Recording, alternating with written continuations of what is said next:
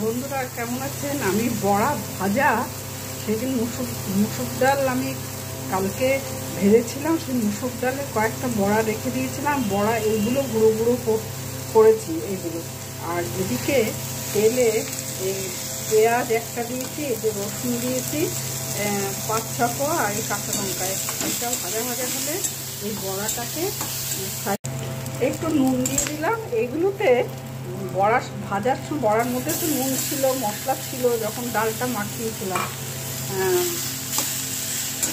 যার জন্য বিশেষ কিছু দেবো না। আর এগুলো একটু তেল চপচপে হলে ভালো হয়, তবে আমি দেবো আর একটু তেল দেবো। এই যে বড়ার ঝুড়ো প্রায় হয়ে এসছে, আর একটু নেড়েচেড়ে নামিয়ে দেবো। আর মাঝে সামান্য একটু, খুব বেশি দেয়নি, তেল দিয়েছিলাম বড়া ভাজার সময়। তো বড়াটা যখন ভেজেছিলাম তার আগে ডালটা পেস্ট করে তাতে জিরে, ধনে, গরম মশলা, হিং, নুন, হলুদ, মিষ্টি সবই দেওয়া ছিল। এখন একটু পেঁয়াজ, রসুন আর লঙ্কা দিয়ে তেলে ফ্রাই করছি, ঝুড়ো ঝুড়ো করছি।